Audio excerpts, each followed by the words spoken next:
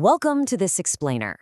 Look, today we're unpacking the real math and honestly the pretty messy psychology behind one of life's most emotionally loaded choices, renting versus buying a home. For decades, we've basically been sold this idea that homeownership is the absolute ultimate marker of adulthood. But what if renting might actually be your most powerful wealth-building tool today?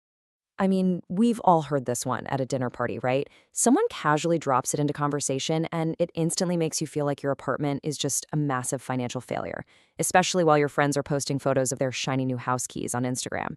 It creates this underlying, nagging panic that we're somehow falling behind. So, to figure this out, we're going to walk through 5 steps today. 1. The emotional trap. 2. The real cost of buying. 3. How renters build wealth.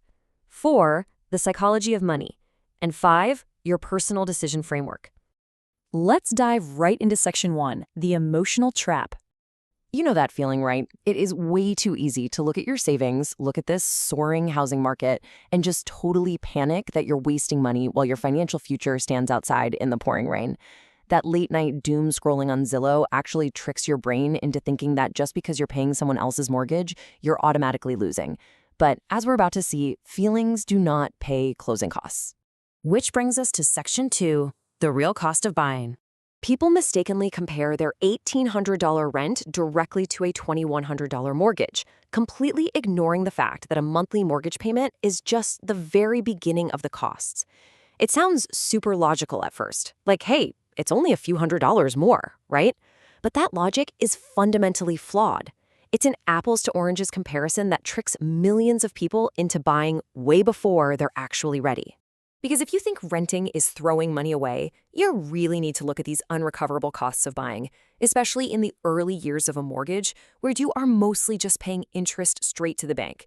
You pay property taxes, you pay homeowners insurance, you pay for absolutely every single maintenance issue, plus closing costs, and oh yeah, those fun HOA fees that dictate what color you can paint your mailbox.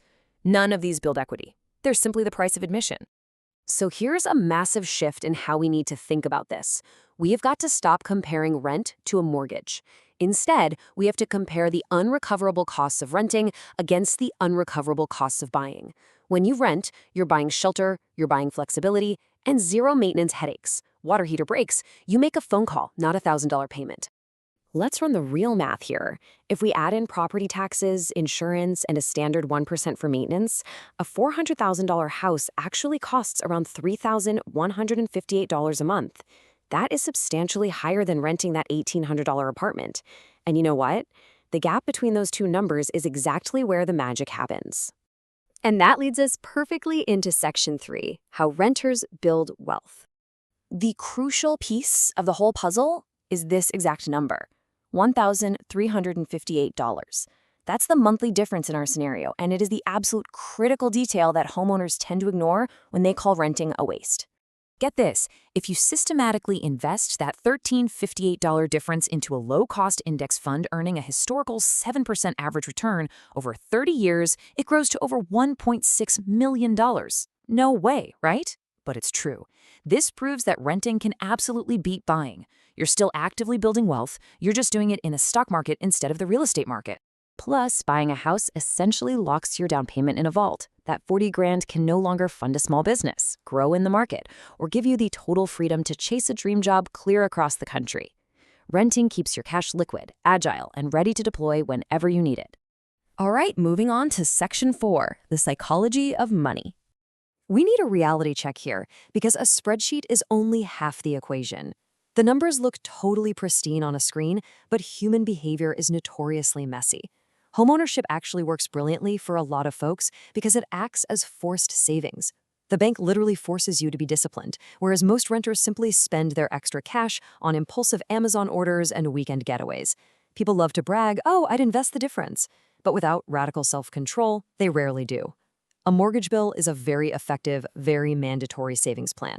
Just picture two totally different mindsets.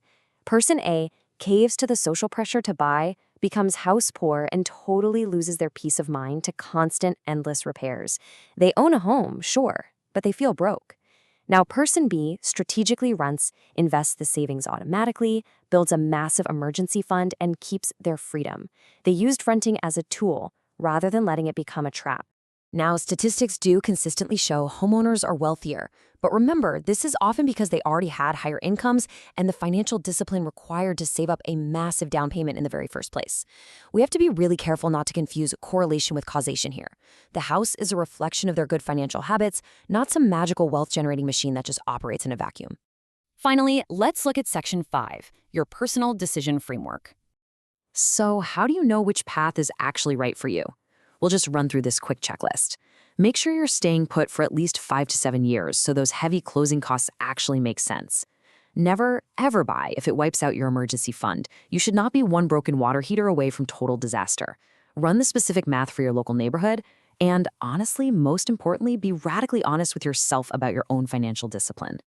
At the end of the day, the goal isn't to just rent forever or to rush out and buy immediately. The goal is to make a decision from a place of strength, matching your money to your actual life goals without destroying your peace. A home should serve you. If the numbers are too tight, owning property really quickly becomes a financial prison, just one with granite countertops. As we wrap up this explainer, I really want you to ask yourself this final question. Are you buying for your financial future or just to impress other people? The ultimate flex isn't owning a house, it's owning your financial freedom. Tune out the noise, run your own math, and make the choice that lets your future self breathe just a little bit easier.